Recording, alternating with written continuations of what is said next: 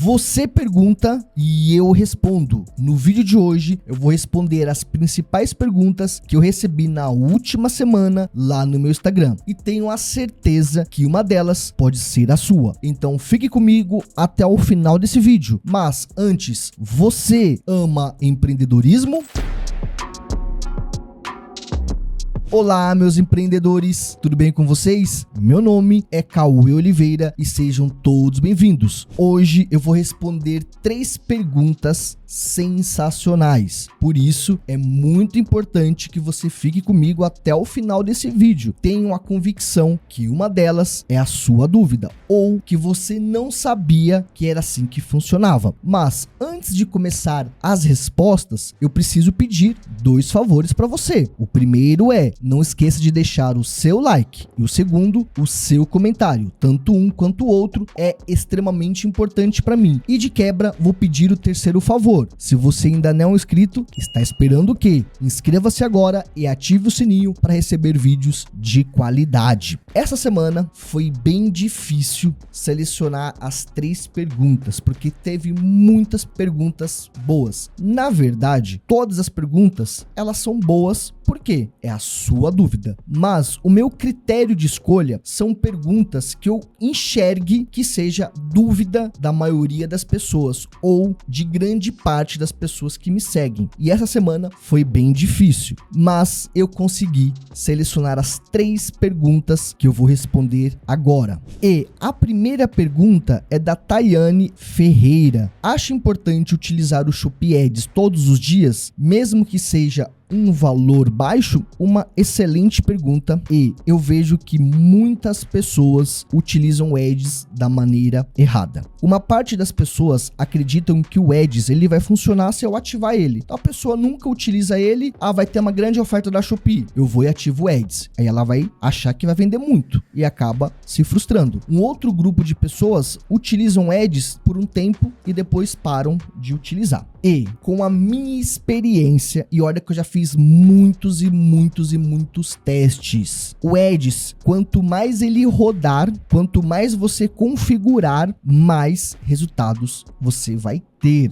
Ou seja, eu não recomendo que você pause o seu Ads ou utilize em determinados períodos. Nesses grandes períodos, é o que eu sempre falo, você só vai potencializar aquilo que funciona. Então, se você não utiliza o Ads no seu dia a dia, o que você vai potencializar nesses grandes eventos? Nada, porque você tem que potencializar aquilo que já funciona. Ao meu ver, um Ads, ele vai aperfeiçoar, ele vai melhorar dia após dia. Então é muito importante você ter esse discernimento. Em algum momento eu vou parar de usar o Ads? Sim, você vai parar de utilizar o Ads a partir do momento que as suas vendas no orgânico sejam maiores do que a do Ads. Cauê, como assim? Vou dar um exemplo aqui para você. Digamos que você começou a utilizar o Ads e aí você começou a fazer 5 vendas por dia. Foi passando os dias, as semanas, e você foi deixando o Ads rodando e você foi melhorando ele. E aí você passou para 20 vendas por dia e nenhuma no orgânico. Foi se passando os dias, as semanas, e começou a cair ali 5 vendas do orgânico. Cauê, como assim? Você teve 25 vendas durante o dia e somente 20 veio através do Ads. As outras 5 vendas vieram da onde? Vieram do orgânico. E aí foi se passando o tempo e agora já tá 20 a 20. Você teve 40 pedidos no dia, 20 através do Ads e 20 através do orgânico. Vai chegar um momento que o seu orgânico, ele vai ultrapassar o seu Ads em questões de vendas. E aí é o momento de você começar a desacelerar o seu Ads até o ponto de você não utilizar mais. Então sim, tem um momento certo para você deixar de utilizar o Ads. E que momento é esse? Quando o seu orgânico estiver vendendo mais do que o seu Ads. Uma outra coisa que também que eu gosto de fazer às vezes no Ads é diminuir o orçamento em períodos do dia. Eu não pauso e nem encerro ou deixo sem créditos o meu Ads. Eu diminuo o orçamento. Então, eu encontrei um padrão. Todos os domingos, as minhas vendas no Ads, elas caem drasticamente. Eu vou pausar o Ads no domingo? Não. O que eu vou fazer? Eu vou deixar no orçamento mínimo naquele período. Então, digamos que eu coloquei R$50 por dia. Quando chegar no domingo, eu vou reduzir a R$6. Ou seja, eu vou deixar de consumir consumir R$44 naquele dia. Esses R$44 eu vou realocar em um outro dia da semana que eu vejo que tem mais vendas. Então não é que eu vou diminuir e simplesmente vai ficar por isso. Não, eu vou encontrar padrões. O padrão do dia que eu vendo menos, para eu diminuir meu orçamento, e o padrão do dia que eu vendo mais, para eu realocar esse meu investimento. Aí sim você vai conseguir otimizar e performar melhor o seu Ads. Tayane, espero que a sua dúvida ela tenha sido respondida. Agora vamos para a próxima pergunta.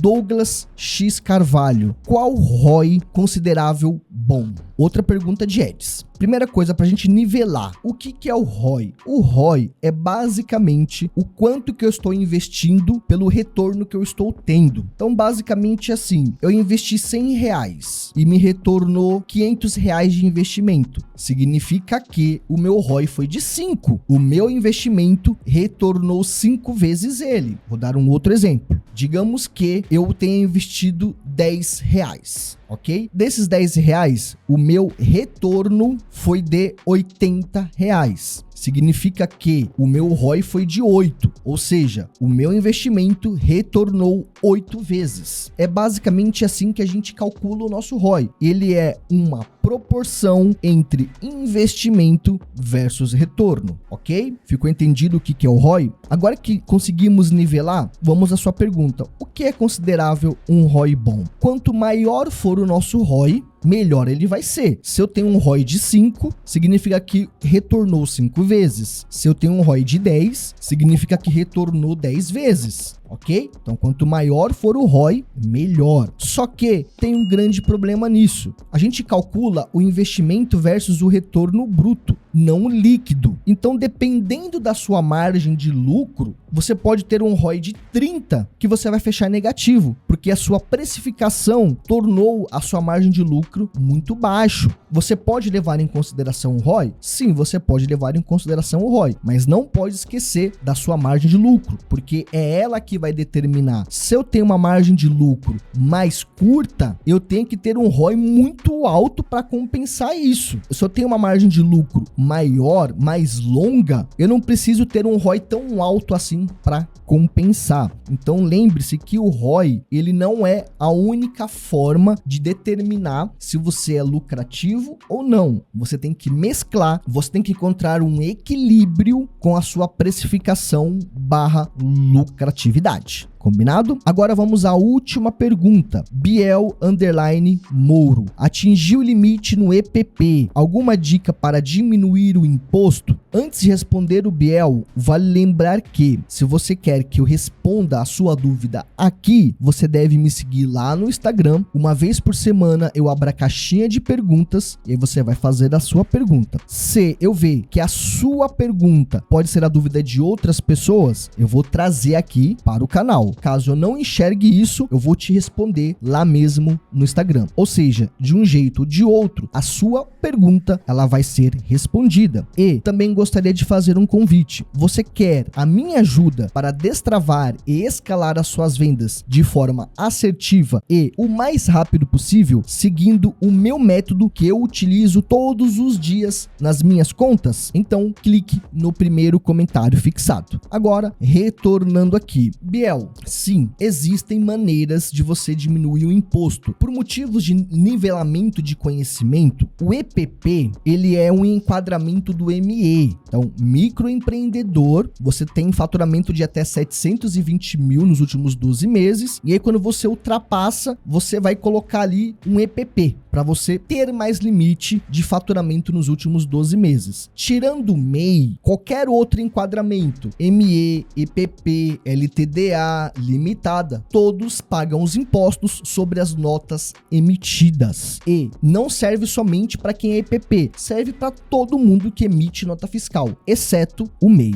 Existe sim, Biel, algumas maneiras de você conseguir diminuir os seus impostos. A primeira delas é tirar o frete. Se é a Shopee que paga pelo frete ou é o cliente, você não é obrigado a pagar o imposto sobre o frete. Por isso, você consegue remover da da nota o frete. Se você está utilizando a Shopee para emitir as suas notas fiscais, você não consegue remover. Você só vai conseguir remover se você está utilizando algum outro sistema, por exemplo, o Bling. Lá nas configurações do Bling, você consegue remover o frete da nota. Um outro impacto que você consegue diminuir aí para não pagar mais impostos é ter o controle exato dos reembolsos. Muitos vendedores que têm reembolsos não emitem a nota de devolução. Se você vendeu um produto e você em menos de 24 horas quiser cancelar a nota, você consegue. Você vai lá e cancela a nota e acabou. Passou-se 24 horas, você não consegue mais cancelar essa nota. Você precisa fazer uma nota de devolução, perfeito? Então o cliente ele comprou de você, recebeu pela mercadoria e não gostou. Ele não quis aquela mercadoria e ele te devolveu. Você precisa fazer a nota de devolução dessa nota, porque se você não fizer, você vai pagar o imposto de uma venda que você teve o retorno dela, que a Shopee reembolsou o cliente. Então você vai acabar pagando impostos desnecessários. Tenho certeza que essas dicas vai fazer com que você reduza bastante os seus impostos. Essas foram as perguntas que eu respondi no vídeo de hoje. Qualquer dúvida que você tiver, você pode fazer uma pergunta aqui que eu vou responder. Caso não tenha, faça a si mesmo. Pode ser uma sugestão ou mesmo um elogio. Mas o seu comentário é muito importante. Não somente ele, como o seu like também. Então, não esqueça de deixar o seu like. Eu fico por aqui e até o próximo vídeo.